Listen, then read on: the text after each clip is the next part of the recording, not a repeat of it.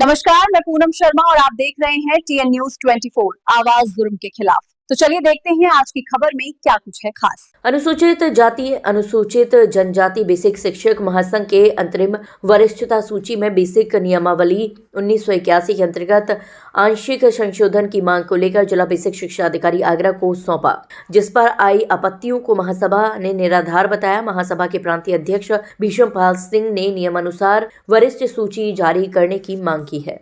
हम पूर्व में भी जिला विशेषाधिकारी महोदय को 8 जनवरी को ज्ञापन दे चुके हैं, जिसमें हमारी मांग ये थी कि आपके द्वारा जो इंचार्ज प्रधान अध्यापक की वरिष्ठता जारी की गई है वह जो है नियमों के विपरीत है। उसमें नियमों के आलोक में आप वरिष्ठता सूची जारी करें।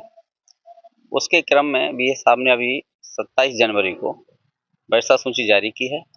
जो बेसिक नियमावली का नियम है, शासनादेश हैं, माननीय हाईकोर्ट के आदेश हैं, उसके क्रम में ही BS साहब ने अभी सूची जारी की है। लेकिन उसमें कुछ आंशिक त्रुटियां हैं, जैसे मृतक आश्रित का अनटेंट से उनकी सीनियरिटी बना दी गई है, जबकि वो टेंट से बननी है। साथ ही साथ जो अंतर जनपदी से जो टीचर आए हैं उनकी सीनियरिटी यहाँ के आने की डेट से बननी है, वहाँ से बना दी है।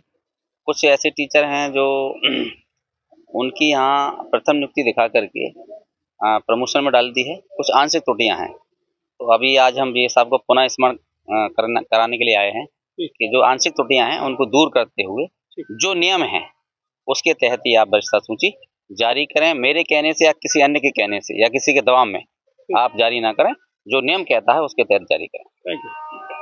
मांग हम लोगों की जो मांग है वो ये है कि अभी तक जो कैडर के हिसाब से बनता आया है वरिष्ठता सूची, और वो कैडर के हिसाब से बने, क्योंकि मौलिक नियुक्ति के अनुसार ही अभी तक बनता चला है। और बेसिक नियमावली यही कहती है कि मतलब ये कैडर से ही बनना चाहिए।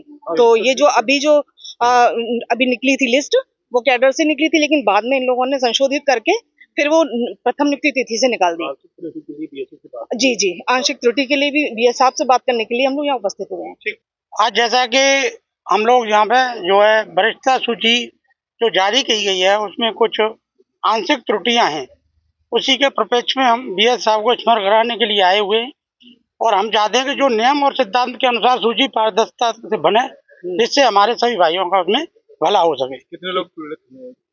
लगभग इसमें हमारे जो काफी लोग पीड़ित हैं, 100-200 लोगों की स्थिति ऐसी है जिसमें किसी की जो है नियुक्ति तिथि के आधार पर, किसी की जो है जॉइनिंग के आधार पर इस तरह से बना दी गई है। उसी को हम स्मरण कराने के लिए यहाँ सभी एकत्रित हुए।